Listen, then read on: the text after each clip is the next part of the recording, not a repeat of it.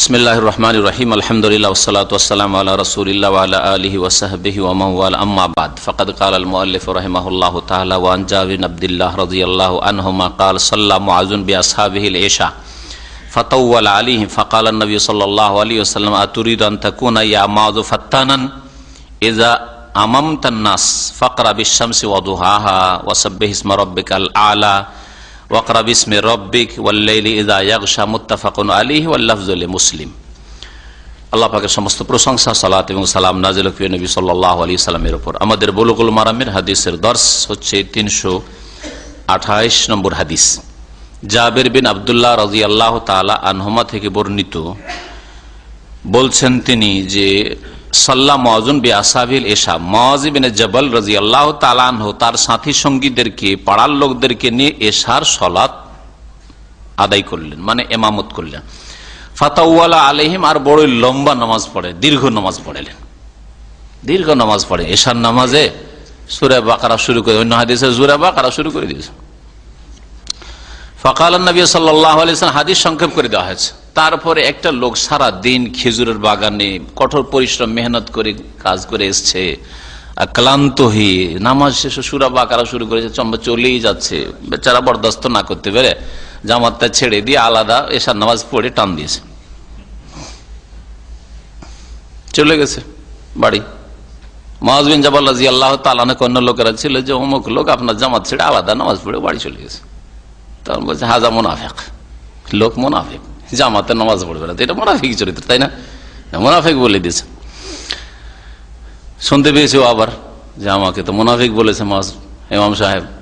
একবার ছুটেছে রাসূলুল্লাহ সাল্লাল্লাহু আলাইহি ওয়াসাল্লামের কাছে, ইয়া রাসূলুল্লাহ, কষ্টের কাজ করি সারাদিন, আর এশার নামাজ পড়ি, আর এশার নামাজে সূরা বাকারা ধরিয়ে দিয়েছে, আমার তো আর বরদাস্ত হয়নি। তখন আমি আলাদা নামাজ পড়ে চলে গিয়ে যে আমাকে মুনাফিক বলেছে মুআয বিন জাবাল। নবী সাল্লাল্লাহু আলাইহি ওয়াসাল্লাম মুআয রাদিয়াল্লাহু তাআলা আনহুকে ডেকে পাঠালেন, আর যা বললেন তা এখানে উল্লেখ করা হয়েছে, বাকিটা এখানে নেই। ফাকাল নবী সাল্লাল্লাহু আলাইহি ওয়াসাল্লাম বললেন মুআযকে, আতুরিদু আন তাকুনা ইয়া মুআয ফাত্তানান, হে মুআয, তুমি কি ফিতনা সৃষ্টিকারী হতে চাও? ফিতনা, বিশৃঙ্খলা সৃষ্টিকারী হতে চাও তুমি? শোনো, এদা আমামতান নাস, যখন মানুষের ইমামত করবে, একা নামাজ পড়ো আলাদা, অসুবিধা নেই, কিন্তু যখন ইমামত করবে ফাকরা, তখন তুমি পড়বে। এশার নামাজ ছিল, আর এশার নামাজে কোন ধরনের সূরাগুলি পড়তে হবে আর কত পরিমাণ পড়তে হবে, এই 3-4টা সূরা দিয়ে বুঝিয়ে দিয়েছেন রাসূলুল্লাহ সাল্লাল্লাহু আলাইহি ওয়াসাল্লাম, যে আপনি গোটা সূরাই পড়েন অথবা বড় সূরার কোনো অংশ পড়েন, মোটামুটি এতটা পড়বেন, এটা হচ্ছে সুন্নতি তরিকা। ফাকরা, পড়ো, বিশ-শামসি ওয়া দুহাহা, এই সূরাগুলি, ওয়াশ-শামসি ওয়া দুহাহা ওয়াল কামারি ইযা তালাহা, এই সূরা পড়েন। আর না হলে কি পড়বে তুমি? সাব্বিহ ইসমা রাব্বিকাল আ'লা আল্লাযী খালাকা ফাসাওয়া ওয়াল্লাযী কাদ্দারা ফাহাদা, সূরা আ'লা পড়ো। আর না হলে ওয়াকরা বিসমি রাব্বিকা, ইকরা বিসমি রাব্বিকাল্লাযী খালাক, খালাকাল ইনসানা মিন আলাক, সূরা আলাক পড়ো। আর না হলে সূরা আল-লাইল ওয়াল-লাইলি ইযা ইয়াগশা ওয়ান-নাহারি ইযা তাজাল্লা, এই সূরা, এই ধরনের সূরাগুলি পড়ো। মুত্তাফাকুন আলাইহি, হাদিস বুখারী মুসলিমের। আর শব্দগুলি, বাক্যগুলি সহিহ মুসলিমে রয়েছে, তার মানে বাক্যে বা শব্দে পার্থক্য রয়েছে কিছু, কিন্তু আসল বিষয়বস্তু এক। এই হাদিস থেকে বেশ কিছু মাসাইল জানা যায়। তার মধ্যে একটি হচ্ছে যে, যেটা এখানে স্পষ্ট উল্লেখ নেই, কিন্তু এই লম্বা হাদিসটা সামনে রাখলে, আর এই হাদিস সম্পর্কে গত সপ্তাহ বলেছি, হ্যাঁ, দলিলে পেশ করতে গিয়ে যে মুআয বিন জাবাল রাদিয়াল্লাহু তাআলা আনহু রাসূলুল্লাহ সাল্লাল্লাহু আলাইহি ওয়াসাল্লামের পিছনে এশার নামাজ পড়ে নিতেন, হ্যাঁ, প্রথম। আর তারপরে মহল্লার লোকেরা দাবি রাখলো তার কাছে যে আপনি আমাদের ইমামত করবেন। ঠিক আছে, ইমামত যদি করি তো আমি আগে মসজিদে নববীতে 1000 গুণের ফজিলত নিয়ে আসবো, রাসূলুল্লাহ সাল্লাল্লাহু আলাইহি ওয়াসাল্লামের ইমামতিতে নামাজ পড়ে আসবো মুক্তাদি হয়ে, তারপরে তোমাদের নামাজ পড়ো, অপেক্ষা করো তো করো। ঠিক আছে, অপেক্ষা করবো, আপনি আমাদের মধ্যে বেশি জ্ঞান নেই, সুতরাং আপনার ইন্তজার করবো। ওখানে গিয়ে নিজের পাড়ায় বানু সালমা গোত্রে মগত গিয়ে এশার নামাজ পড়াইতেন।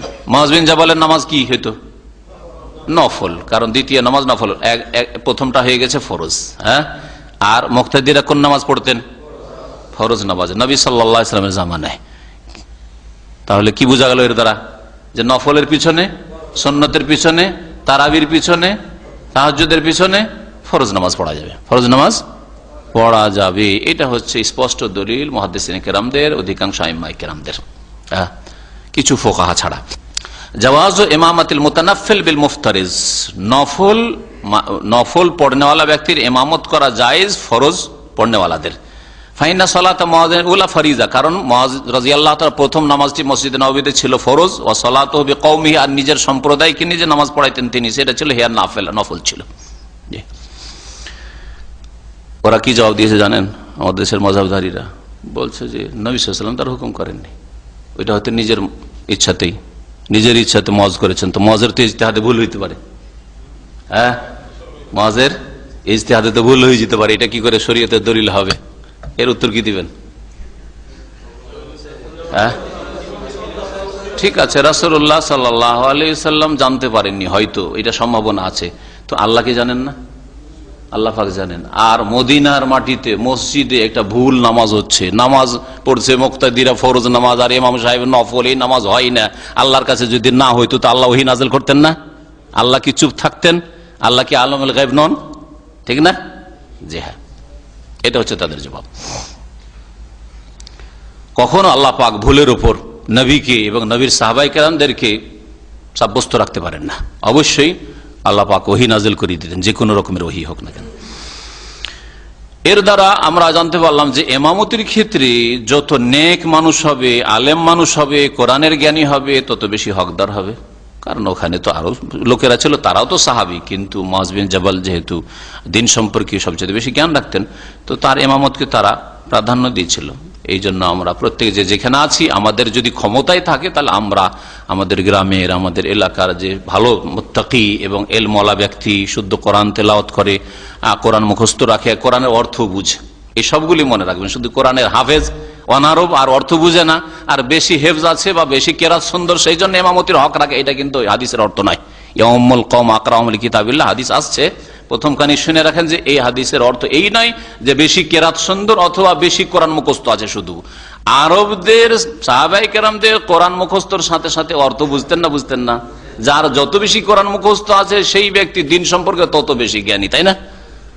এখনো কোন আরবি বা যারা আরবি বুঝে, আমাদের মতো আমরা অনারব হইলেও আরবি বুঝি, আর যদি কোরআন বেশি মুখস্থ থাকে, তো যার কম মুখস্থ তার চাইতে বেশি জানবে কিনা? অবশ্যই জানবে। এটা হচ্ছে অর্থ। এই জন্য দেখেন ইমামতির ক্ষেত্রে কেরাতে সাহাবায়ে কেরামদের মধ্যে প্রসিদ্ধ উবাই বিন কাব, তাই না? আব্দুল্লাহ বিন মাসউদ, এরা বড় বড় কারি, হ্যাঁ, বড় বড় হাফেজ কোরআন, ঠিক না? আবু মুসা আশআরী, তার কণ্ঠ কত সুন্দর, হ্যাঁ, লাকাদ উতিতা মিজমারান মিন মাজামির আলে দাউদ, দাউদ আলাইহিস সালামের সুর আর কণ্ঠ তোমাকে দেওয়া হয়েছে আবু মুসা আশআরী, বলেননি রাসূলুল্লাহ সাল্লাল্লাহু আলাইহি ওয়াসাল্লাম? কিন্তু রাসূলুল্লাহ সাল্লাল্লাহু আলাইহি ওয়াসাল্লাম বলছেন, মুরু আবু বকরিন ফালিয়ুসাল্লি বিন নাস, আবু বকরকে বলো লোকজনকে নামাজ পড়াক। হ্যাঁ, কেন? তাহলে বোঝা গেল যে শুধু কোরআনের কেরাত ভালো হইলেই আর হাফেজ বেশি হইলেই যে ইমামতির হকদার হবে। আবু বকর রাদিয়াল্লাহু তাআলা কেরাতও ভালো, আর কোরআনের অর্থও বেশি বুঝেন, আর তাকওয়াতেও বেশি, হ্যাঁ, এলমেও বেশি, হ্যাঁ, সেই জন্য তাকে প্রাধান্য দেওয়া হয়েছে অন্যান্য বড় বড় কারি আর হাফেজদের উপর। নাহলে ওর চাইতে বড় কারি আর হাফেজ আর সুন্দর তেলাওয়াত করতে পারে এইরকম সাহাবায়ে কেরাম ছিলেন। যেমন উদাহরণস্বরূপ 2-4 নাম বললাম। এই হাদিস দ্বারা জানতে পারলাম যে ইমামকে সবসময় মুক্তাদিদের খেয়াল রাখতে হবে, এমন লম্বা না করে যাতে তাদের কষ্ট হয়ে যায়, যেমন এমন সংক্ষেপ না করে যাতে মুক্তাদিদের সুন্নতগুলি ছুটে যায়। ওয়াজিব ফরজ ছুটে, তাহলে তো ইমাম গুনাহগার হবে। ওয়াজিব রুকু আদায় করতে পারছে, সূরা ফাতিহা পড়ে শেষ করতে পারছে না, হ্যাঁ, ওয়াজিব যে রুকু সেজদার অথবা রুকু সেজদার থেকে উঠে বসতে হবে, দাঁড়াতে হবে, যে সোজা হইতে হবে, এই দুটো সোজা হইতে দিচ্ছে না, রুকু থেকে উঠে, সেজদা থেকে উঠে সোজা বসতে দিচ্ছে না, তাহলে তো ফরজের ক্ষেত্রে রুকুনের ক্ষেত্রে বাধা সৃষ্টি করে দিল রুকুন পালন করতে। এমনকি সুন্নতগুলি আদায় করতে যদি সময় না দেয়, তা সেটাও ইমামের জন্য উচিত নয়। সুন্নতগুলি ঠিক রেখে আপনি সংক্ষেপ করেন, এটা হচ্ছে সংক্ষেপ। আর সংক্ষেপ মানে এই নয় যে যেমন অনেকে আজকাল তারাই পড়ে আল্লাহু আকবার দিয়ে দিল, সানা ছাড়লো, সানা নেই, সাথে সাথে আলহামদুলিল্লাহ রাব্বিল আলামিন, হ্যাঁ, এরকম নয়। আর এইরকম নয় যে কোরআনের তেলাওয়াত কিছু বোঝাই যাচ্ছে না যে কি তেলাওয়াত হচ্ছে আর না হচ্ছে, শুধু শোনা যাচ্ছে যে কিছু আওয়াজ আসছে, ব্যাস, কোন শব্দ বাক্য কিছুই বোঝা যাচ্ছে না যে কি উচ্চারিত হচ্ছে। হাফেজদের খতমে তারাবি যেটা হচ্ছে আমাদের দেশে প্রচলিত, এইরকম নামাজ নয়। ইমাম হাফিজ বিন হাজার রাহমাতুল্লাহ আলাইহি বলেছেন যে যেই ব্যক্তি মান সালাকা তারিকান নবী সাল্লাল্লাহু আলাইহি ওয়াসাল্লাম ফিল ইজাজ ওয়াল ইতমাম, যারা নবী সাল্লাল্লাহু আলাইহি ওয়াসাল্লামের অনুসারী হবে নামাজ সংক্ষেপ করার ক্ষেত্রে আর পূর্ণতার ক্ষেত্রে, দুটাই ঠিক রাখতে হবে। সংক্ষেপেও নামাজ হবে আর পূর্ণ নামাজ হবে। সংক্ষেপ করতে গিয়ে অসম্পূর্ণ না হয়ে যায় এবার নামাজ। লা ইউশতাকা মিনহু তাতওয়িলুন, তার বিরুদ্ধে কোনো অভিযোগ চলবে না যে লম্বা হয়ে যাচ্ছে নামাজ, সংক্ষেপ। আর তার সাথে সাথে কি, হ্যাঁ, পূর্ণ নামাজ পড়াচ্ছে, তাহলে তার বিরুদ্ধে অভিযোগ গ্রহণযোগ্য নয়। কিন্তু সূরা বাকারা ধরিয়ে দাও, এটা হ্যাঁ, এর অভিযোগ হইতে পারে এশার নামাজে। সুতরাং হালকা নামাজ মানে এমন হালকা নয় যে আজকালকার জামানার মুক্তাদিরা যেমন চাইছে তেমন। হ্যাঁ, যদি আজকালকার মুক্তাদিরা বলে যে ইমাম সাহেব আপনাকে তো ভাড়া করে তারাই পড়াইতে নিয়ে এসেছি, শুধু এইরকম পড়বেন, আর রহমান আল্লামাল কোরআন খালাকাল ইনসান, আল্লাহু আকবার, তো কি বলবেন? এটা সংক্ষেপ। হ্যাঁ, আর এইরকম করে স্পষ্ট, তো আমি তো স্পষ্ট 3টা আয়াত বললাম আর স্পষ্ট বললাম, তারপরে এইটা উচিত নয় যে এইরকম, হ্যাঁ, কোরআন নিয়ে মজাক করা, এইরকম নামাজ কেন পড়বে, এইরকম নামাজ কেন পড়বে, হ্যাঁ একটু আর একটু পড়ো, আর একটু ধীর স্থির ভাবে পড়ো। তো যাই হোক, মুক্তাদিরা মানে যুগ উপযোগী নামাজ হইতে হবে এরকম নাই। রাসূলুল্লাহ সাল্লাল্লাহু আলাইহি ওয়াসাল্লামের নামাজ কেমন ছিল ওই দিকে লক্ষ্য করে সংক্ষিপ্ত নামাজ হইতে হবে, জি, ওই দিকে লক্ষ্য করে পূর্ণ হইতে হবে এবং সংক্ষিপ্ত হইতে হবে। এই মর্মে অনেকগুলি বক্তব্য এখানে পেশ করেছেন উলামায়ে কেরামদের, যা সময় স্বল্পতার জন্য ছাড়ছি। ওয়ান আয়েশা রাদিয়াল্লাহু আনহা ফি কিসসাতি সালাতি রাসূলিল্লাহ সাল্লাল্লাহু আলাইহি ওয়াসাল্লাম বিন নাস ওয়া হুয়া মারিজুন ক্বালাত ফাজাহাত তাজালাসা আন ইয়াসারি আবি বকরিন ফাকানা ইউসাল্লি বিন নাস জালিসান ওয়া আবু বকরিন কায়মান ইয়াক্তাদি আবু বকরিন বিসালাতিন নবী সাল্লাল্লাহু আলাইহি ওয়াসাল্লাম ওয়া ইয়াক্তাদি নাস বিসালাতি আবি বকরিন রাদিয়াল্লাহু আনহু মুত্তাফাকুন আলাইহি। আয়েশা রাদিয়াল্লাহু তাআলা আনহা থেকে বর্ণিত, তিনি বলছেন রাসূলুল্লাহ সাল্লাল্লাহু আলাইহি ওয়াসাল্লামের নামাজের ঘটনায় মানুষদেরকে নিয়ে ফি কিসসাতে সালাতে রাসূলিল্লাহ বিন নাস, রাসূলুল্লাহ সাল্লাল্লাহু আলাইহি ওয়াসাল্লাম লোকদেরকে যে নামাজ পড়িয়েছিলেন অসুস্থ অবস্থায়, ওয়া হুয়া মারিজ, অসুস্থ অবস্থায়, এই ঘটনা বর্ণনা করতে গিয়ে লম্বা হাদিস রয়েছে, হাদিসকে সংক্ষেপ করে দিচ্ছেন। আসল বিষয়টা এখানে তুলে ধরেছেন, যেটা এখানে এই অধ্যায়ের সাথে সম্পর্কিত, ইমামতির সাথে আর জামাতের সাথে। কালাত বলছেন মায়েশা রাদিয়াল্লাহু আনহা ফাজা, রাসূলুল্লাহ সাল্লাল্লাহু আলাইহি ওয়াসাল্লাম আসলেন, লম্বা ঘটনা রয়েছে, রাসূলুল্লাহ অসুস্থ ছিলেন আর শেষ অবস্থায় উঠে আসতে পারছেন না, শেষে যখন কোনো মতে আসতে পারছেন না, বললেন যে ঠিক আছে নামাজ পড়া, আবু বকর নামাজ পড়েছেন। একদিন শরীরটা একটু হালকা মনে হলো যে মসজিদে যেতে পারবো, 2 সাহাবীর কাঁধে ভর দিয়ে, আলী আর আব্বাস, তাদের কাঁধে ভর দিয়ে মসজিদে আসলেন। আর আবু বকর রাদিয়াল্লাহু তাআলা অপেক্ষা করে নামাজ শুরু করে দিয়েছেন, কারণ আদেশ দেওয়া আছে যে সময় হলে নামাজ শুরু করে দিব। নামাজ শুরু করে দিয়েছেন, নামাজ শুরু হয়ে গেছে, জামাত শুরু হয়ে গেছে। ওই সময় রাসূলুল্লাহ সাল্লাল্লাহু আলাইহি ওয়াসাল্লাম আসলেন, ফাজা, এই যে আসলেন নবী সাল্লাল্লাহু আলাইহি ওয়াসাল্লাম মসজিদে, হাত্তা জালাসা আন ইয়াসার আবি বকর, এমন কি এসে বসে গেলেন আবু বকর রাদিয়াল্লাহু তাআলা আনহুর কোন দিকে, বাম দিকে। বাম দিকে কে বসেন? 2 জন যদি থাকে কোন জামাতে, তাহলে বাম দিকে কে হয়, মুক্তাদি না ইমাম? ইমাম সাহেব। তাহলে এটাই প্রমাণ করে যে রাসূলুল্লাহ সাল্লাল্লাহু আলাইহি ওয়াসাল্লাম এসে কি হয়ে গেলেন, ইমাম হয়ে গেলেন। এতে থেকে ওলামারা এই মাসলা নিয়েছেন, কোন বিশিষ্ট ব্যক্তি যদি, সাধারণ এইরকম নয়, আজকাল প্রয়োজনই নাই, বিশিষ্ট ব্যক্তি যদি আসে ওইরকম, তার তাকওয়ায়, এলমে, আমলে ইত্যাদি, তারপর ইসলামের খেদমতে, কোন শাসক আর নেক শাসক, আর ইসলামের বড় খেদমত রয়েছে তার, আর শাসকের অধিকার যে কোনো মসজিদে সে ইমামতের হক রাখে, যদি নাই পরায়ণ শাসক, ভালো নেক শাসক হয়, তাহলে যেমন খোলাফা রাশেদিনদের জামানায় হইতো, তারপরে উমাইয়া বংশের যুগেও তাদের অনেক ভুল ভ্রান্তির সাথে সাথে তারা ইমামতি করেছে। আব্বাসী যুগে এসে না, ইমামতি 2 রকম, আমরা দুনিয়ার ইমামতি করি, আমরা শাসকরা, রাজারা, তোমরা মসজিদের ইমামতি করো, আলেমরা আর হাফেজরা, এইরকম হয়েছে। কিন্তু প্রথম স্বর্ণযুগে কিন্তু এরকমটা ছিল না। যারাই দুনিয়ার ইমামত করেছে, মানে দেশের নেতৃত্ব দিয়েছে, তারাই মসজিদের নামাজের ইমামত করেছে। আর নামাজের ইমামত তাদের যোগ্যতা প্রমাণ করে যে নামাজের যারা ইমামত করতে পারে তারা দুনিয়ার নেতৃত্বের যোগ্যতা রাখে। আর এইরকমই সিলেবাস হইতে হবে মুসলিমদের কলেজ ইউনিভার্সিটির, যে যাতে করে একজন এমন ভাবে তৈরি হয় যে দুনিয়ারও নেতৃত্ব দিতে পারে, আর দিনেরও নেতৃত্ব, মসজিদে ইমামতিও করতে পারে, আর দেশও পরিচালনা করতে পারে। দেশ পরিচালনা করতে পারলে ইসলাম সম্পর্কে কিছুই জানে না, ইসলাম দ্রোহিতা তার হৃদয়ে ভরা আছে। আর যদি নামাজ পড়াইতে পারে, আর ভালো তেলাওয়াত করতে পারে, ইমামত করতে পারে, হ্যাঁ, মসজিদের খেদমত করতে পারে, দুনিয়া সম্পর্কে কিছুই জানে না। না, এই জন্য মুসলিমরা আজকে দুর্বল। তো আবু বকর রাদিয়াল্লাহু তাআলা বাম দিকে বসে গেলেন, রাসূলুল্লাহ সাল্লাল্লাহু আলাইহি ওয়াসাল্লাম। নামাজ শুরু হওয়ার পরেও ইমামত চেঞ্জ হতে পারে, মানে ইমাম অন্য কেউ হয়ে যেতে পারে, এই হাদিস প্রমাণ করে। তবে সাধারণত আজকালকার জামানায় করবে না। রাসূলুল্লাহ সাল্লাল্লাহু আলাইহি ওয়াসাল্লামের বিষয়টা অন্যরকম। ফাকানা ইউসাল্লি বিন নাস জালিসান, রাসূলুল্লাহ সাল্লাল্লাহু আলাইহি ওয়াসাল্লাম লোকদেরকে নামাজ পড়াচ্ছিলেন বসে বসে। ও আবু বকরিন কায়েমান, আর আবু বকর রাদিয়াল্লাহু তাআলা আনহু দাঁড়িয়েছিলেন। তাহলে আবু বকর দাঁড়িয়েছিলেন, আর মুক্তাদিরা, মুক্তাদি তো আগে থেকে নামাজ শুরু করে আছে, আবু বকর তো ইমামতি করছেন আগে থেকে দাঁড়িয়ে, তাহলে মুক্তাদিরা কি ছিল? দাঁড়িয়েছিল। তাহলে মুক্তাদি দাঁড়িয়ে, আবু বকরও দাঁড়িয়ে পাশে, আর রাসূলুল্লাহ সাল্লাল্লাহু আলাইহি ওয়াসাল্লাম যেহেতু দাঁড়াতে পারছেন না মাজুর, বসে নামাজ পড়াচ্ছেন। ইয়াক্তাদি আবু বকরিন বিসসালাতিন নবী সাল্লাল্লাহু আলাইহি ওয়াসাল্লাম, নবী সাল্লাল্লাহু আলাইহি ওয়াসাল্লামের নামাজের অনুসরণ করছিলেন, ইক্তেদা করছিলেন আবু বকর। হ্যাঁ, তাহলে রাসূলুল্লাহ সাল্লাল্লাহু আলাইহি ওয়াসাল্লাম কি হয়ে গেলেন? ইমাম, আর আবু বকর কি হয়ে গেলেন? মুক্তাদি, মুকাব্বির, মুক্তাদি। ওয়া ইয়াক্তাদিন নাসু বিসসালাতি আবু বকর, আর লোকেরা ইক্তেদা করছিল, অনুসরণ করছিল আবু বকরের নামাজের, মানে আবু বকর দাঁড়িয়ে আর আবু বকর তাকবীর শোনাচ্ছে, হ্যাঁ, আর লোকেরা আবু বকর রাদিয়াল্লাহু তাআলা আনহুকে ফলো করছেন। মুত্তাফাকুন আলাইহি, বুখারী মুসলিমের হাদিস। এই হাদিস দ্বারা বোঝা গেল যে বসে যদি ইমাম নামাজ পড়ায়, মুক্তাদিরা, হ্যাঁ, যে তারা অসুস্থ না হয়, তাদের কোনো ওজর না থাকে, তাহলে দাঁড়িয়ে নামাজ পড়বে। কিন্তু এটাকে একদল অস্বীকার করছেন, না এটা চলবে না, একদল অস্বীকার করেছে, আর একদল হ্যাঁ যারা অস্বীকার করছে তারা বলছেন না, ইজা সাল্লাল ইমামু জালিসান ফাসাল্লু জুলুসান, ইমাম বসে পড়ছে তোমরাও বসে নামাজ পড়া। অনেক আইম্মা কেন্দ্র করে জায়েজ আছে, কিন্তু এটা স্থায়ী ভাবে না।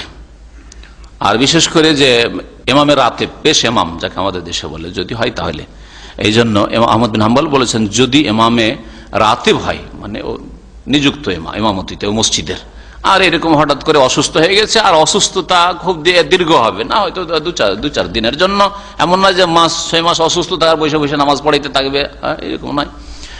তো এইরকম নয়, যদি বসে বসে নামাজ পড়ায় সেই ক্ষেত্রে দাঁড়িয়ে অনুসরণ করবে একদল বলছেন, আর এক দল বলছেন যে বসে অনুসরণ করবে। নবী সাল্লাল্লাহু আলাইহি সাল্লামের শেষ জামানায় বসে নামাজ পড়িয়েছেন, আর সাহাবীরা দাঁড়িয়েছিলেন। এটা দলিল ওদের, যারা বলছে মুক্তাদিরা যেহেতু দাঁড়াতে পারবে দাঁড়িয়ে নামাজ পড়বে, আর যারা বলছে না বসে নামাজ পড়বে তারা বলছে বাচনিক হাদিস তাদের দলিল, যে হাদিসটা বললাম, ইয়া সাল্লাল ইমামু জালিসান, ইমাম যখন বসে নামাজ পড়বে তোমরাও বসে নামাজ পড়ো, বা ফাসাল্লু কউদান আজমাউন, তোমরা সকলে বসে নামাজ পড়ো। আর এই হাদিসের তারা জবাব দিচ্ছে যে নবী সাল্লাল্লাহু আলাইহি ওয়াসাল্লাম যেহেতু পরে এসেছিলেন, ওরা সবাই দাঁড়িয়ে আগে থেকেই ছিল, এই জন্য আর বসতে বলা হয়নি, যে দাঁড়িয়ে আছে ঠিক আছে, কিন্তু শুরু থেকে শুরু হইলে বসে নামাজ পড়া তাদের জন্য উচিত ছিল। মাসলা ইখতিলাফি, তবে দুটোই জায়েজ রয়েছে, আল্লাহু আলাম। জাওয়াজুল মুবাল্লিগ আনিল ইমাম ফিস সালাহ, নামাজের ক্ষেত্রে ইমামের কথা পৌঁছে দেওয়া জায়েজ, মানে মুকাব্বির নিযুক্ত করা, বা কেউ মুকাব্বির নিজে থেকে হয়ে গেল আওয়াজ পৌঁছানোর জন্য, আওয়াজ পৌঁছে না, যদি না পৌঁছে তাহলে জায়েজ রয়েছে। মুসাল্লিদের সংখ্যা বেশি, অথবা লম্বা এলাকা ধরে নামাজ হচ্ছে, যেমন সহিহ মুসলিমের হাদিসে রয়েছে, ইন্না আবু বকরিন কানা ইউসমিউহুমুত তাকবীর, আবু বকর রাদিয়াল্লাহু তাআলা আনহুর ভূমিকা ছিল এই নামাজে যে লোকজনকে তাকবীর শোনাচ্ছিলেন। নবী সাল্লাল্লাহু আলাইহি ওয়াসাল্লাম অসুস্থ, আওয়াজ পৌঁছে না গোটা মসজিদে নববীতে, তখনকার ছোট্ট মসজিদে নববী, তারপর আওয়াজ পৌঁছে না, তখন আবু বকর জোরে কি করছিলেন? তাকবীর দিয়ে আওয়াজ পৌঁছাচ্ছিলেন, লোকজনকে তাকবীর শুনিয়ে দিচ্ছিলেন, মুকাব্বির ছিলেন। এই হাদিস দ্বারা জানতে পারলাম যে মুক্তাদি ইমাম সাহেবের ডান দিকে হবে, এটাই হচ্ছে সুন্নাত। এই হাদিসও দলিল।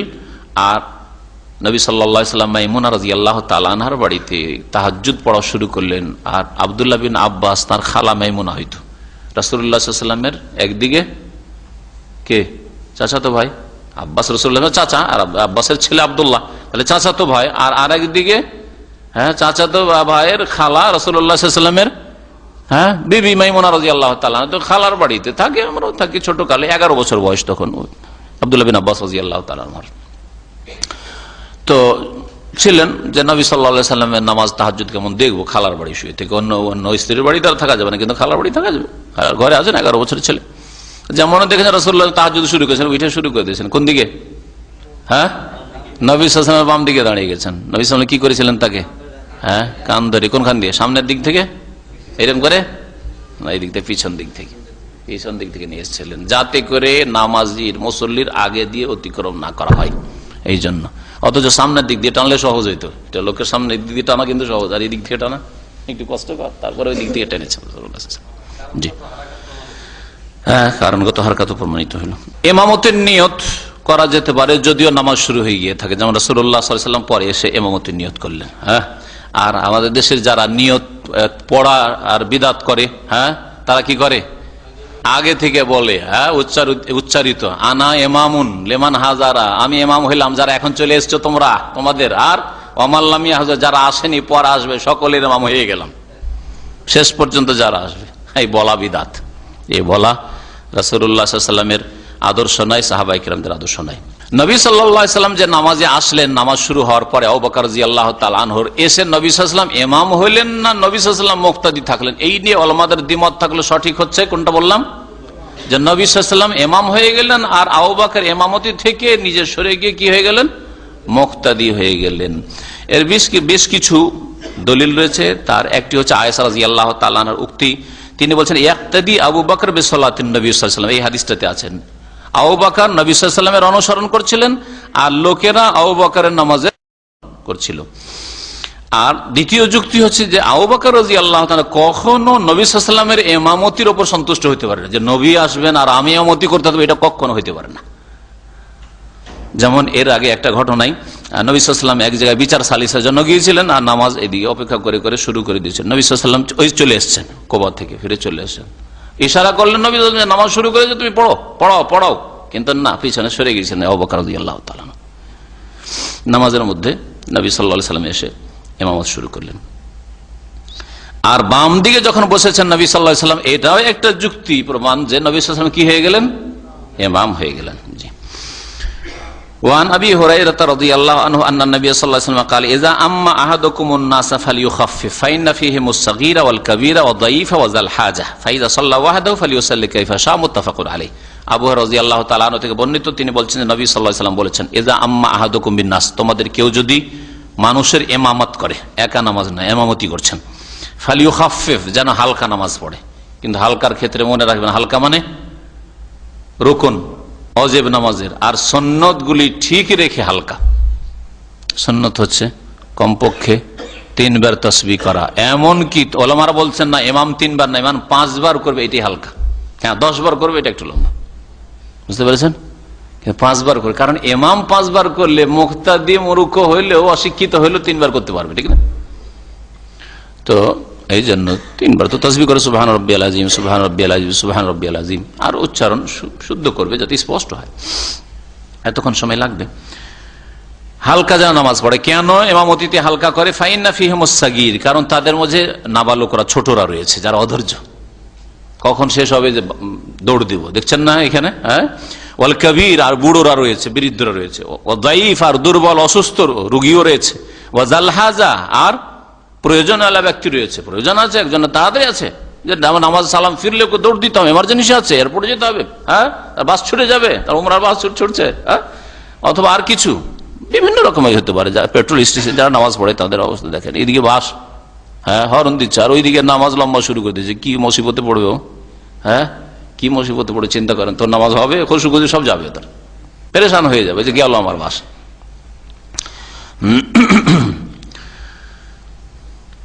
ফাইদা সাল্লাহ ওয়াহদাহু, তবে যখন একা নামাজ পড়বে, ফালিয়ুসাল্লি কাইফা শা, যেমন ইচ্ছা নামাজ পড়ো। জামাত হয়ে গেছে আর জামাত নাই, বা মসজিদে গেলেন কোনো লোকজন নেই, নামাজ শুরু করেন, লম্বা নামাজ পড়েন আপনি।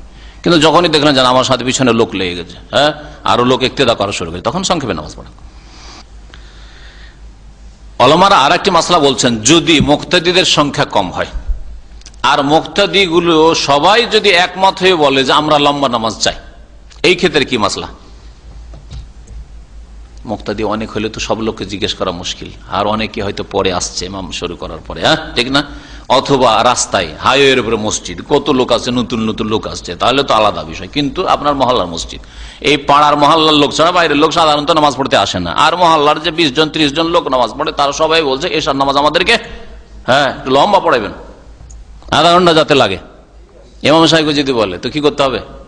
হ্যাঁ, সবাই একমত, হ্যাঁ, তাহলে ঠিক আছে। জি, এই কথা হলো আমার বলেছে।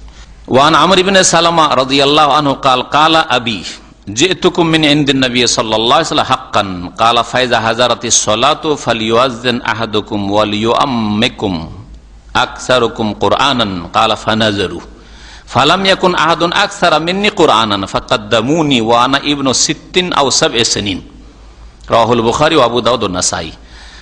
আমর ইবনে সালামা রাদিয়াল্লাহু তাআলা আনহু থেকে বর্ণিত, তিনি বলছেন যে আমার আব্বা আসলেন রাসূলুল্লাহ সাল্লাল্লাহু আলাইহি ওয়াসাল্লামের কাছ থেকে ফিরে গিয়েছিলেন দিন শিখতে, দিন শিখে আসলেন, আসার পরে বলে যে তুকুম মিন ইনদিন নবী সাল্লাল্লাহু আলাইহি ওয়াসাল্লাম হাক্কান, আমি সত্যি সত্যি নবী সাল্লাল্লাহু আলাইহি ওয়াসাল্লামের খেদমত থেকে এসেছি, মদিনা থেকে ফিরে এসেছি। মদিনার বাইরে তার বাড়ি ছিল। কালা, তিনি বললেন ফাইদা হাজারাতিস সালাতু, নবী সাল্লাল্লাহু আলাইহি ওয়াসাল্লাম বলেছেন যে যখন নামাজের সময় উপস্থিত হয়ে যাবে, ফালিয়ুআযযিন আহাদুকুম, তোমাদের কোনো একজন যেন আজান দেয়, তোমাদের কোনো একজন যেন আজান দেয়। তাহলে বোঝা গেল আজান দেওয়ার ক্ষেত্রে উত্তম ব্যক্তি হইতে হবে পাড়ার, এটা আবশ্যক না, যে কেউ আজান দিলেই হয়, যে কেউ আজান দিল। আজান দেওয়ার ক্ষেত্রে কোনো শ্রেষ্ঠত্ব নেই যে অমুক ব্যক্তি উত্তম ব্যক্তি, অমুক বেশি পরেশগার, অমুক বেশি আল্লাহ আল্লাহ। সেই জন্য এই জন্য নবী সাল্লাল্লাহু আলাইহি ওয়াসাল্লাম সাহাবায়ে কেরামদের মধ্যে মুয়াজ্জিন কাকে করা হয়েছে? বেলাল রাদিয়াল্লাহু তাআলা। বেলাল চাইতে সাহাবায়ে কেরাম অনেকে ছিলেন, অগ্রগামী ছিলেন, হ্যাঁ, ইলমের ক্ষেত্রে, দিনের ক্ষেত্রে, আমলের ক্ষেত্রে। কিন্তু বেলাল রাদিয়াল্লাহু তাআলা কেন আজান দিতে বললেন? ফাইন্নাহু আন্দা সাউতান, হাদিসে রয়েছে যে তার আওয়াজ সুন্দর আর আওয়াজটা জোরে, হ্যাঁ, এই জন্য তাকে আজান দিতে বলা হয়েছে এই গুণ দেখে। আর যে কেউ আজান দিলেই, আর যদি যারা রয়েছে মহল্লায়, পাড়ায়, এলাকায়, তাদের কাছে কানে আওয়াজ পৌঁছে গেলেই হলো।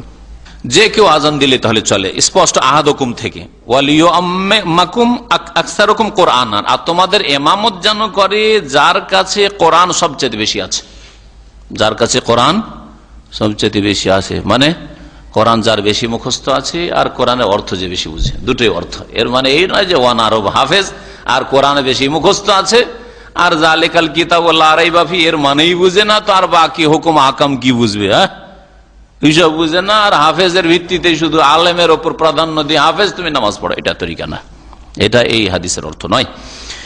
কাল ফানাজারু, সকলে দেখলো, ফালাম ইয়াকুন আহাদুন আকসারা মিন্নি কোরআনান, তাদের মধ্যে কেউ আমার চাইতে বেশি কোরআন মুখস্থকারী, কোরআন গ্রহণকারী ছিলেন না, আমার সবচেয়ে বেশি কোরআন মুখস্থ ছিল। এই ছেলে বলছেন আমর ইবনে সালামা, ফাকাদ্দামুনি, তখন গ্রামের লোকেরা, পাড়ার লোকেরা সবাই আমাকে আগে বাড়িয়ে দিল, সামনে বাড়িয়ে দিল যে নামাজ পড়াও।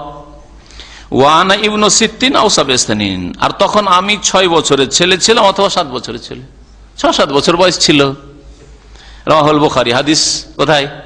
সহিহ বুখারীতে আছে, আবু দাউদে আছে, নাসাইতে আছে, হাদিস সহিহ, এতে কোনো সন্দেহ নেই। এই হাদিস থেকে বেশ কিছু মাসলা মাসাইল জানা যায়। তার মধ্যে একটি হচ্ছে আজান ফারজে কিফায়া, আজান হচ্ছে ফারজে কিফায়া, গ্রামের কোনো একজন আজান দিলে যথেষ্ট। আর যদি আজান না হয়, গ্রামে আজান দিলই না, তাহলে সকলে গুনাহগার। ফারজে কিফায়া যদি কেউ না করে তাহলে গুনাহগার হবে। আর এর দ্বারা বোঝা গেল আন্নাল আহাক্কা বিল ইমামাতি ফিস সালাতি মান হুয়া আকসারু হিফযান লিল কোরআন, আর ইমামতির হকদার সবচেয়ে বেশি কে? যার বেশি কোরআন মুখস্থ আছে, কোরআনের অর্থ বুঝার সাথে সাথে। কারণ সাহাবায়ে কেরাম দ্বারা শুধু মুখস্থকারী ছিলেন না, তারা অর্থ বুঝতেন, আর তাদের সম্পর্কে বলা হয়েছে যে বেশি কোরআন গ্রহণকারী হবে, যার কাছে বেশি কোরআন রয়েছে। এই হাদিস দ্বারা জানতে পারলাম যে নাবালক ছেলে যদি তামিজ করতে পারে নামাজ আর নামাজের বাইরে, দুই অবস্থার মাঝে পার্থক্য করতে পারে, নামাজের বিধিবিধান সম্পর্কে জানে, কোনটা কিয়াম, কোনটা রুকু, কোনটা সেজদা, কোনটা বৈঠক, জালসা, এগুলো যদি জানে, আর নামাজের দোয়া সূরা যদি মুখস্থ থাকে, আর ওই সমাজের মধ্যে সে যদি বেশি জ্ঞানী হয়, তাহলে নাবালকের ইমামতিতে কোনো আপত্তি নেই, হাত্তা ফিল ফারজে, ফরজে হোক আর নফলি হোক, যে কোনো নামাজে। কেউ যদি বলে, যেমন হানাফি মাযহাবে কিন্তু নাবালকের ইমামতি মাকরুহ, যেমন অন্ধ লোকের ইমামতি তাদের কাছে মাকরুহ। হ্যাঁ, আর কার কার ইমামতি মাকরুহ? হ্যাঁ, কার? যারও সন্তানের ইমামতি মাকরুহ। আর হ্যাঁ, বিদাতি তো সবারই কাছে অপছন্দনীয়। হ্যাঁ, অবিবাহিত মাকরুহ। হ্যাঁ, তো এই যে মাসলাগুলি রয়েছে সবগুলির পিছনে দলিল নেই, দলিল হইতে হয়। প্রত্যেকটি মাসলা বলার সাথে তার সাথে দলিল হইতো, দলিল থাকলে আলান ও সালান, যে কেউ বলুক, দলিল যদি থাকে কোরআন হাদিসের, তাহলে অসুবিধা নেই, যে কারো কাছ থেকে নেন, কোন মাযহাবের আলেম বলুক আর ইমাম বলুক, নেন, সাদরে গ্রহণ করেন। আর যদি দলিল না থাকে, যে কারো হোক না কেন, দলিল হচ্ছে কোরআনে কারীম অথবা রাসূলুল্লাহ সাল্লাল্লাহু আলাইহি ওয়াসাল্লামের হাদিস। অন্য কোন ইমাম সাহেবের কথার জন্য দলিল লাগে, কথা দলিল হইতে পারে না। এই কথাটাই বুঝাইতে পারা গেল না আজকালকার মুসলিমদেরকে, যে আলেম ওলামাদের কথা দলিল নয়, তাদের কথার সমর্থনে কি লাগে? দলিল পেশ করা লাগে কোরআন হাদিস থেকে। এটা বুঝে নিলে সহি রাস্তা পেয়ে যাবেন সহজে। ফাইন কিলা বলছে, কেউ যদি বলে আল্লাহ নবী সাল্লাল্লাহু আলাইহি ওয়াসাল্লাম আন ইমামাতি কওমিহি, এর বাপ গিয়ে বললো যে আমি নবীর কাছ থেকে এসেছি, আর যে বেশি কোরআন মুখস্থ রাখে সে নামাজ পড়াবে, আর তার ছেলেকে সবাই পেলো যে ছেলের তো আমর সালাম আর তো বেশি কোরআন মুখস্থ আছে, ওকে ওগুলোকে আগে বাড়িয়ে নবী সাল্লাল্লাহু আলাইহি ওয়াসাল্লাম জানতে পারেননি। তো উত্তর ওই রকমই যেটা বললাম মুআয বিন জাবাল রাদিয়াল্লাহু তাআলা আনহুর ঘটনা সম্পর্কে, কি যে নবী জানতে পারেনি তো আল্লাহ জানেন না? তো যদি এই নাজায়েজ ইমামতি হয় বা মাকরু অপছন্দনীয় ইমামতি হয়, তাহলে আল্লাহ পাক ওহী করে জানিয়ে দিতেন, দেখো একটা নাবালক ছেলে 6 বছর 7 বছরের ছেলে নামাজ পড়াচ্ছে, ফরজ নামাজি চলবে না কিন্তু। হ্যাঁ, আল্লাহ কেন জানিয়ে দিলেন না? তাহলে বোঝা গেল যে আল্লাহ পাকের সমর্থন দিয়েছেন, আর ওহির দরজা খোলা আছে। নবী সাল্লাল্লাহু আলাইহি সাল্লামের জীবদ্দশার ঘটনা। ফাল জবাব, এর জবাব হচ্ছে আন্নাল্লাহ কাদ আলেমা যালিকা, বেশক আল্লাহ অবশ্যই জানছেন নিঃসন্দেহে।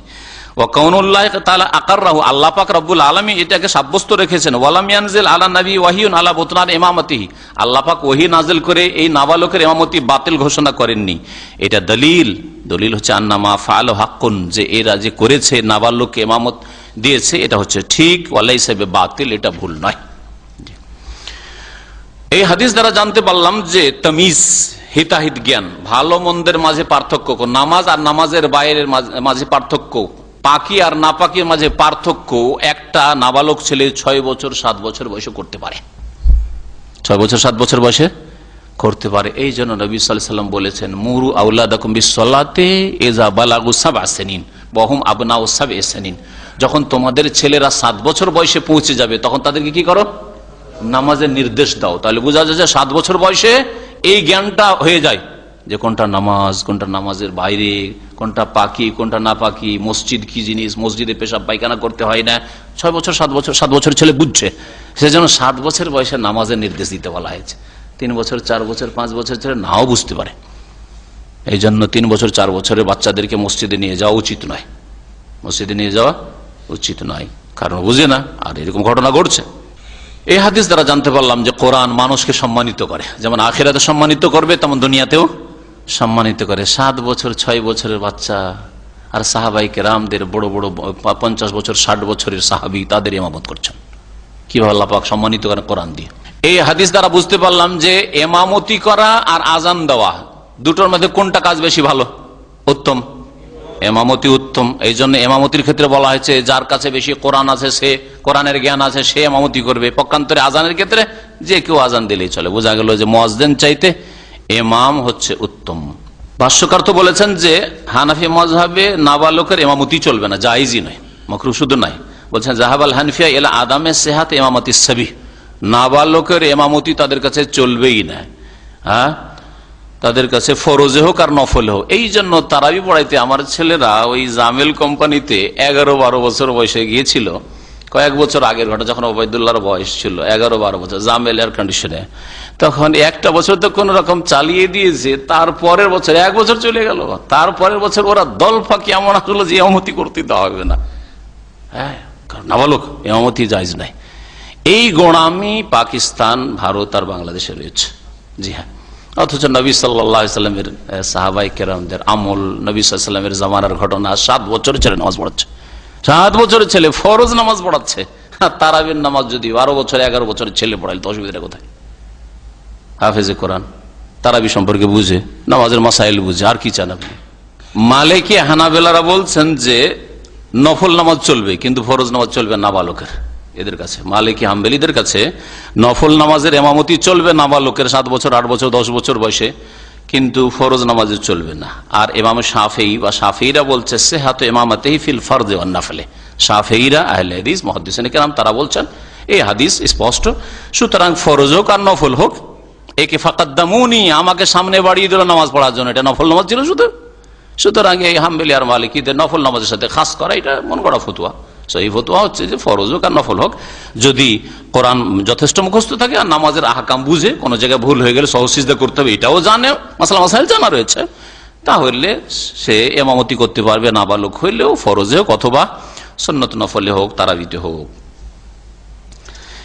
আর এটাই মত প্রাধান্য দিয়েছেন শেখ ইবনে উসাইমিন রাহমাতুল্লাহ আলাইহির ওস্তাদ শেখ আল্লামা আব্দুর রহমান আস-সাদি রাহমাতুল্লাহ আলাইহি, যার তাফসীর হচ্ছে তাফসীরুস সাদি, খুব সুন্দর তাফসীর, জি, আপনাদের যে জুমার দিনে তাফসীর করি আমি এইটা পড়ে আসি, খুব সুন্দর তাফসীর। আর আল্লাহ পাকের নাম গুণাবলীর ক্ষেত্রে ওই আশারি আর মাতুরিদের মতো বিকৃতি ঘটাননি, সহি আকিদার লোক, আকিদাতেও নিরাপদ তাফসীর এটি। এখান থেকে তাহলে শেষ করি, কারণ লম্বা হাদিস রয়েছে, এরপরে শুরু করলে আবার 10টা বেজে যাবে। যার ফলে এখানে শেষ করি। আল্লাহ পাক রব্বুল আলম যেন আমাদের ভুল ভ্রান্তি মাফ করেন, আর কোরআন এবং হাদিস বুঝার তৌফিক দান করেন, কোরআন এবং হাদিসকে মেনে চলার তৌফিক দান করেন, কোরআন হাদিস মোতাবেক নামাজ আদায় করার জন্য তৌফিক দান করেন। আল্লাহ পাক আমাদের অন্তরের বক্রতা যেন দূর করে দেন, অন্তরের সংকীর্ণতা দূর করে দেন, গোড়ামি যেন দূর করে দেন, আর কারো পক্ষপাতিত্ব করা যেন দূর করে দেন। নবী সাল্লাল্লাহু আলাইহি সাল্লামের নির্ভেজাল নিখুঁত অনুসরণের তৌফিক যেন দান করেন। সাল্লাল্লাহু আলা নবিয়িনা মুহাম্মদ ওয়া আলা আলিহি ওয়া সাহবিহি আজমাইন। আমাদের ভাই জিজ্ঞেস করছেন, কোন এক ভাই লিখিত প্রশ্ন দিয়েছেন যে নামাজ আমি 5 ওয়াক্ত পড়ি, ইনশাআল্লাহ না আলহামদুলিল্লাহ, ইনশাআল্লাহ আগামীর জন্য মানে ইন ফিউচার ইনশাআল্লাহ, আর আলহামদুলিল্লাহ নামাজ পড়ি বলবেন, ইনশাআল্লাহ নামাজ পড়ি, এটা কেমন কথা হলো? এটা মানে কোন যুক্তিসঙ্গত কথা হলো না। আল্লাহ চাইলে নামাজ পড়ি, এটা ঠিক হলো? আলহামদুলিল্লাহ আল্লাহ শুকরিয়া যে আমি নামাজ পড়ি, এটা বলবেন। হ্যাঁ, আমি নামাজ পড়ি, কিন্তু নামাজ যখন শুরু করি তখন মাথাতে যেন কি হয়, সুড়সুড়ি হয় বা কিছু বিড়বিড় করে, আর শয়তান ওয়াসওয়াসা দেয়। শয়তানের ওয়াসওয়াসা যথাসাধ্য দূর করার চেষ্টা করবেন, তার বিভিন্ন পন্থা রয়েছে। তার মধ্যে একটি হচ্ছে ইস্তিআজা করা, মানে আল্লাহর কাছে আশ্রয় গ্রহণ করা, আল্লাহর আশ্রয় কামনা করা। আউযু বিল্লাহি মিনাশ শাইতানির রাজিম পড়ে আপনি তেলাওয়াত শুরু করবেন, যখন সূরা ফাতিহা বা অন্য সূরা তেলাওয়াত শুরু করবেন তখন। আর এমনিতেও আউযু বিল্লাহিস সামিউল আলিম মিনাশ শাইতানির রাজিম, আল্লাহর কাছে বিতাড়িত শয়তান থেকে পানা চাইবেন, যে ভাষায় হোক, আরবিতে হোক অথবা আপনি নিজের ভাষায় হোক, শয়তান থেকে পানা চাইবেন। এটা একটা তরিকা। আর একটা তরিকা হচ্ছে যে আপনি যা পড়ছেন তা অর্থ বুঝে পড়ার চেষ্টা করবেন।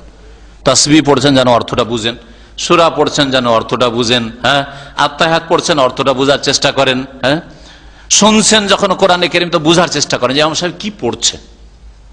দুনিয়ার কথা বুঝে নিচ্ছেন আপনি, কোরআন যে তেলাওয়াত হচ্ছে এত স্পষ্ট আপনি বুঝতে পারেন না, বুঝার চেষ্টা করেন একটু কি বলা হচ্ছে। হ্যাঁ, উইদ্দাতুল মুত্তাকিন, মুত্তাকিনদের জন্য তৈরি করা হয়েছে জান্নাত।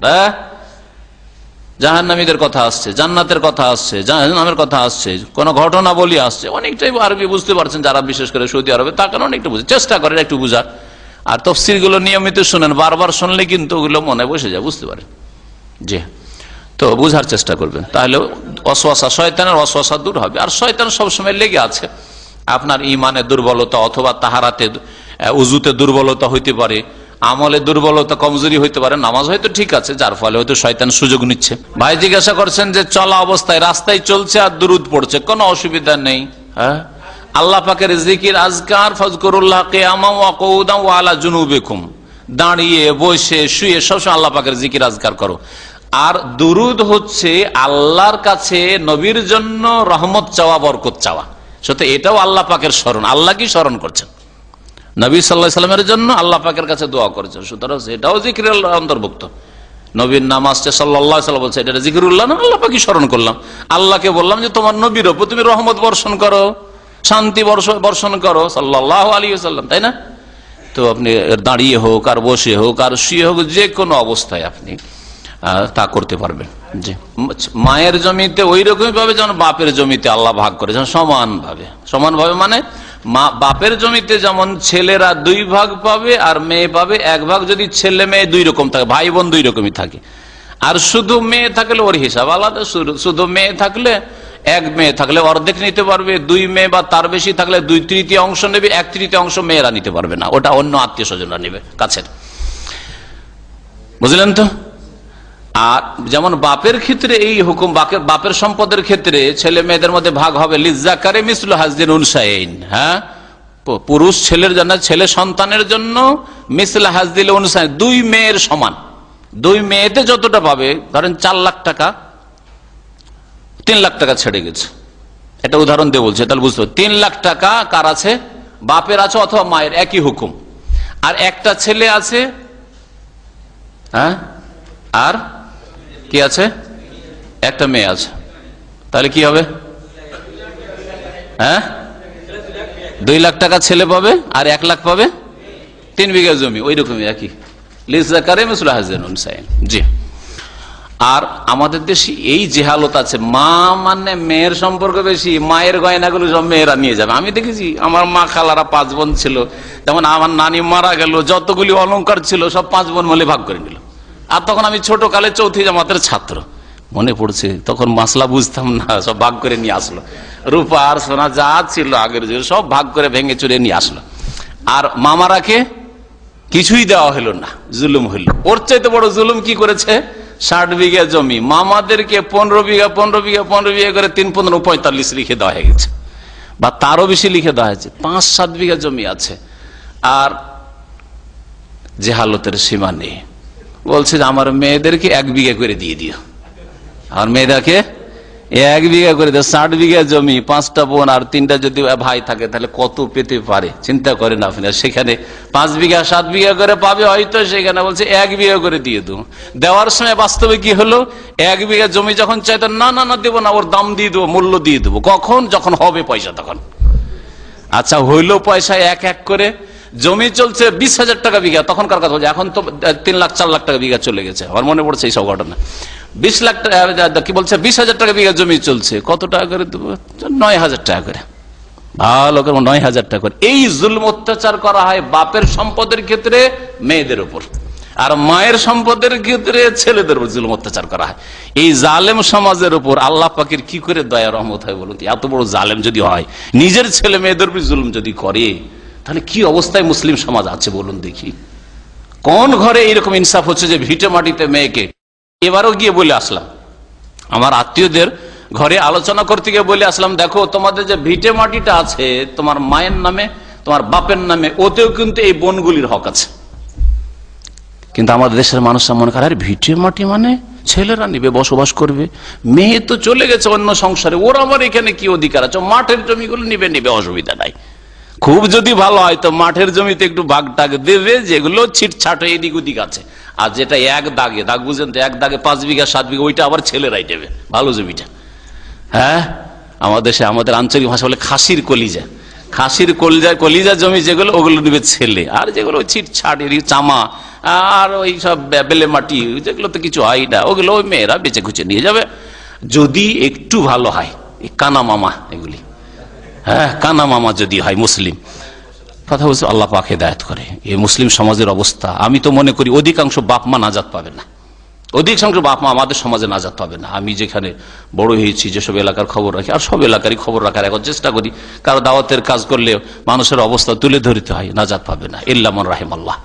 জি, একজন আলেমকে জানি, সে তার সবকিছু বিক্রি করে ফ্ল্যাট তৈরি করেছে, শহরে বাস করে, ছেলের জন্য 2টো ফ্ল্যাট, মেয়ের জন্য 1টা, ছেলের জন্য 2টো, মেয়ের জন্য 1টা, যে কয়জন মেয়ে আছে 1টা একটা ফ্ল্যাট, আর ছেলেদের জন্য 2টো। একজন আলেমকে শুধু আমার নজরে আছে, যে আমি তাকে ব্যক্তিগত চিনি, আর বড় পরেশগার মানুষ, আর তারপরে ভিটে মাটিতে জায়গা দেবে এইরকম লোক আজ পর্যন্ত আমার নজরে আসে না। জুমার খুতবার শেষে, খুতবার শেষে হোক আর নামাজের শেষে হোক, সম্মিলিত মোনাজাত, হাত উঠিয়ে দোয়া করা ঠিক নয়, এটা সুন্নত নয়, সুন্নতের বিপরীত, সুন্নত নয়। নবী সাল্লাল্লাহু আলাইহি ওয়াসাল্লাম এরকম করেননি। তবে নবী সাল্লাল্লাহু আলাইহি ওয়াসাল্লাম হাত উঠিয়েছেন যখন ইস্তিসকা করেছেন, অর্থাৎ বৃষ্টি চেয়েছেন। খুতবায় কখনো বৃষ্টি চেয়েছেন, রাসূলুল্লাহ হাত উঠিয়েছেন, আর কখনো ইস্তিসকার সালাত আদায় করে ঈদগাহের মাঠে গিয়ে ইস্তিসকার নামাজ পড়েছেন, তখনও হাত উঠিয়েছেন। সুতরাং যখন পানি চাইবে ইমাম সাহেব, জুমার খুতবাতে কিন্তু আরব ইমামরা পানি চাই, বৃষ্টি চাই, আল্লাহুম্মা আসকিনা, আল্লাহুম্মা আসকিনা, আল্লাহুম্মা আগিসনা, হ্যাঁ, এইভাবে যে দোয়াগুলি করে, তখন আপনি হাত উঠাতে পারেন। আর যেমনই ওই দোয়া শেষ হয়ে গেল, আর তারপরে আল্লাহুম্মা আনসুরিল ইসলাম আল মুসলিমিন, আল্লাহুম্মা আইজ্জাল ইসলাম আল মুসলিমিন, আল্লাহুম্মা আনসুর ইবাদাকা ফি সিরিয়া, আল্লাহুম্মা আনসুর ইবাদাকা ফি ফিলিস্তিন, তখন হাত উঠিয়ে থাকবেন না। এই হাত উঠানো বিদআত, হ্যাঁ, এই হাত উঠানো সুন্নাত দ্বারা প্রমাণিত নয়। জি, কারো যদি জামাত ছুটে গিয়ে থাকে আর জাগছে কোন সময়, যেই সময় ঠিক সূর্য উঠছে, হ্যাঁ, যদি ঠিক সূর্য উঠছে ওই সময় জাগতে পারে, অথবা উজু করতে করতে দেখা গেল এখন সূর্য উঠছে, তাহলে একটু বিরতি দিবে, সূর্যটা যখন ফুল উঠে যাবে তারপরে নামাজ শুরু করবে। সূর্য ওঠার 15-20 মিনিট পর নামাজ শুরু করবে, হ্যাঁ, বোঝা গেছে। হাত্তা তারতাফিয়া শামস, যতক্ষণ পর্যন্ত সূর্যটা পুরো না উঠে যাচ্ছে, কারণ ওই সময়টাই সূর্য পূজক মুশরিকরা বা অগ্নি পূজকরা এরা পূজা করে, তাদের সাদৃশ্যতা যেন চলে না আসে, সেই জন্য ওই সময়টা বিরতি দেবে। তবে আরেকটি হাদিসের সাথে মনে রাখবেন যে যদি 1 রাকাত নামাজ পাওয়ার সম্ভাবনা থাকে, উজু করেছেন, উজু করার পরে দেখছেন যে এখন 5 মিনিট এখনো সূর্য উঠতে বাকি, বা 2 মিনিট বাকি আছে, আমি 1 রাকাত পড়ে নিতে পারবো সূর্য ওঠার আগে, আর তারপরে সূর্য উঠে যাবে, তাহলে নবী সাল্লাল্লাহু আলাইহি ওয়াসাল্লামের হাদিস রয়েছে যে পড়ে নাও, মান আদরাকা রাকাতান ক্বাবলা আন তাতলুআ আশ-শামসু ফাকাদ আদরাকাহা, যেই ব্যক্তি এক রাকাত নামাজ পেয়ে যাবে সূর্য উদয় হওয়ার পূর্বে, আর এক হাদিসে রয়েছে আসর সম্পর্কে সূর্য ডুবার পূর্বে, তাহলে সেই ব্যক্তি নামাজ, বাকি 3 রাকাত নামাজ আসরের সূর্য ডুবা অবস্থায় পড়ুক, অসুবিধা নেই। ওইরকম বাকি আর এক রাকাত ফজরের নামাজ সূর্য ওঠা অবস্থায় পড়ুক, এরকম হলে পড়ে নেবেন। তবে এইরকম যেন আপনার চরিত্র না হয়ে যায় যে আপনার জামাত ছুটে যাচ্ছে আর সূর্য উঠে যাচ্ছে, এটা কিন্তু গুমরাহি, এটা মুনাফিকের লক্ষণ। মুনাফিক কি লক্ষণ থেকে বা নেফাক থেকে মুক্ত হওয়ার চেষ্টা করে। ফজর নামাজ জামাতে পড়া আর ফজর নামাজ টাইমে উঠা, এটা হচ্ছে মুমিনের লক্ষণ। আর ফজর নামাজে গাফিলতি, এটা মুনাফিকের চরিত্র আপনার মধ্যে থাকে। তো আপনি নিজেকে তিরস্কার করেন, নিজেকে ধিক্কার দেন যে আমার মধ্যে এখনো নেফাক কপটতা আছে, আল্লাহ যেন মাফ করেন এবং তাড়াতাড়ি আপনি মুনাফিকি মুক্ত হন, আল্লাহ যেন তৌফিক দান করেন। অবশ্যই দাবি করবে না, কারণ মেয়েরা তো নরম দিলের মানুষ। তারপরে অনেকে মাসলাই বুঝে না যে আমাদের আল্লাহ এখানে হক রেখেছেন, ওটাও জানে না। হ্যাঁ, তারপরে অনেকে মনে করে যে এই বাড়িতে ভাইদের ঘরে আবার আসবো যাবো। আমার মা বলতো যে জমি নিয়ে চলে আসবো, তো যাওয়া আসার জন্য কিছু রাখতে হবে না। হ্যাঁ, ওই ভাষাগুলি আমার ভালো করে মনে আছে। তা আমি তখন যখন একটু বড় হইলাম আর বুঝতে শিখলাম, তখন আমার তাহলে তো হোটেলও তো অগ্রিম দিয়ে আসতে হয় না, কিছু গেলে খেয়ে দিয়ে পয়সা দিতে, আর আপনাকে অগ্রিমে 2-4 বিঘা জমি দিয়ে আসতে হবে যাতে করে যাওয়ার একটা পথ থাকে। হ্যাঁ, এই তো হোটেল, মামার বাড়ি মানে হোটেল। হ্যাঁ, হোটেলে বিল দিয়ে, অগ্রিম বিল দিয়ে চলে এসেন যাতে আসলে খেতে পাওয়া যায়, একটু থাকতে পাওয়া যায়। তো হোটেল মামার বাড়ি মানে হোটেল, পয়সা দেওয়া হোটেল। জি, তো ভিটে মাটিতে এইরকম কথা জিজ্ঞাসা করা বাপের জন্য জায়েজ নয় আর ভাইদের জন্য জায়েজ নয়। হ্যাঁ, এটা করতে পারে যে ভিটে মাটিতে তোমাদের ভাগ দিলে আমাদেরও অসুবিধা হয়, আর তোমাদের একটু জমি নিয়ে কি হবে, সুতরাং এর মূল্য ধরে আমরা ওই টাকাটা দিয়ে দিচ্ছি, অথবা এর বদলে অন্য জায়গায় জমি জায়গায় দিয়ে দিচ্ছি, অতটা মূল্য পরিমাণ। এই নয় যে অতটা পরিমাণ, এটা হচ্ছে 5 লাখ টাকা কাঠা আর ওটা হচ্ছে 5 লাখ টাকা বিঘা, তাহলে পরিমাণ দিয়ে তার হবে না, ওই মূল্য ধরে ওই রকম যদি দিয়ে দেয় যে তোমাদের ভিটে মাটির প্রয়োজন নেই, আর এই ভিটে মাটিতে তোমাদেরকে অংশ দিয়ে দিলে তোমরা এখানে তোমাদেরও হবে না আর আমাদেরও হবে না, এইরকম যদি একটা সমঝোতা আসে সেটা আলাদা কথা। কিন্তু উচ্ছেদ করে দিবি ভিটে মাটি থেকে, যে তোদের ভিটে মাটিতে কোনো হকই নেই, তোরা শুধু মাঠের জমি জায়গায় দিবি, হ্যাঁ, এইটা জায়েজ নাই, এটা জুলম। আর এইরকম প্রস্তাব পেশ করা বাপেরও জন্য হারাম আর ভাইদের জন্য হারাম। বোনদের কাছে কি করে তারা চাইবে, লজ্জা পড়ে যাবে, বাপ বলছে, ভাইরা বলছে, কি করে বলবো, বড় ভাই ছোট ভাই আদর করে মানুষ করেছি, এইসব কথা মহিলাদের। বোনেরা যেভাবে ভালোবাসে ভাইদেরকে, ভাইদের অন্তরে ভালোবাসা থাকে না, বাস্তব সত্য। হারাম দিচ্ছে, যারা হারাম দিচ্ছে তাদের ওই জন্য বরকত হয় না, আর যারা হারাম নিচ্ছে তাদেরও বরকত হয় না। ওই জন্য ওই মেয়ের ঘরে যে ওর স্বামী আছে, ও যে নিয়েছে চেয়ে বা মানে লোভ করে, ওরও ঘরে বরকত হয় না, আর যারা হারাম দিয়েছে তাদেরও বরকত হয় না। আর হারাম খেলেও, বোনের হক খেলো, যার ফলে বরকত হয় না, কোনো ঘরে বরকত নাই। এই জন্য আল্লাহ পাকের আযাব বিভিন্ন রকমের। জি, তারাবি ছাড়া অন্য নফল নামাজ নিয়মিত জামাতে পড়া যাবে না। তবে কখনো যদি হয়ে যায় মাঝে মধ্যে, যেমন রাসূলুল্লাহ সাল্লাল্লাহু আলাইহি ওয়াসাল্লাম মাইমুনার ঘরে নামাজ পড়ছিলেন তাহাজ্জুদের নামাজ, বুঝছেন না, আর ইবনে আব্বাস লেগে গেলেন, এইরকম ঘটনা থেকে ওলামারা লিখেছেন, আছে এর ভাষ্যেও লিখেছে এই মশলাটি, আজকেই পড়লাম, যে কখনো কখনো যদি এরকম জামাত হয়ে যায় তো অসুবিধা নেই। কিন্তু নিয়মিত জামাত করা, রমজান ছাড়া তাহাজ্জুদের জন্য জামাত করা অথবা অন্য কোন নামাজের জন্য জামাত করা ঠিক নয়, সুন্নতের খেলাফ। 2 রাকাত কেন পড়বে? 2 রাকাত পড়ে যখন ইমাম সালাম ফিরলো, দিয়ে তারাবির 2 রাকাত হয়ে গেল, এ দাঁড়িয়ে যাবে, বাকি 2 রাকাত পুরা করবে। হ্যাঁ, ফামা আদরাকতুম ফাসাল্লু, যা পেলে পড়ে নাও, ওমা ফাতাকুম, যা ছুটে গেল সেটা পরে তুমি পুরা করে নাও, এরকম করবে। এক নামাজ কি আপনি জোহরকে 2 বার পড়তে পারেন, আসরকে 2 বার 3 বার পড়তে পারেন, আপনি মাগরিব এশাকে আপনি 2 বার 3 বার পড়তে পারেন, দ্বিতীয়বার পড়বেন, ওইটা আপনার নফল মানে অতিরিক্ত হবে। এ নফল না, এটা তো বানানো কথা বুঝতে পেরেছেন? যেটাই, যে কোনো ফরজ নামাজ যখন দ্বিতীয়বার তৃতীয়বার পড়েন, বাকিটা হচ্ছে নফল মানে অতিরিক্ত, সেটা 4 রাকাতের রূপে হোক আর 2 রাকাতের রূপে হোক। জি, বুঝা গেছে?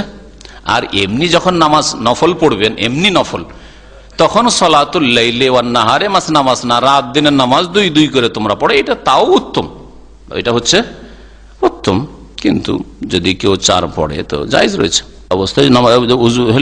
উযু যদি ভঙ্গ হয়ে যায় বা মসজিদের বাইরে চলে যেতে হয় যে কোনো কারণে, তাহলে একটা লোককে ইঙ্গিত করে দিবে নামাজ পড়ার জন্য, ইশারা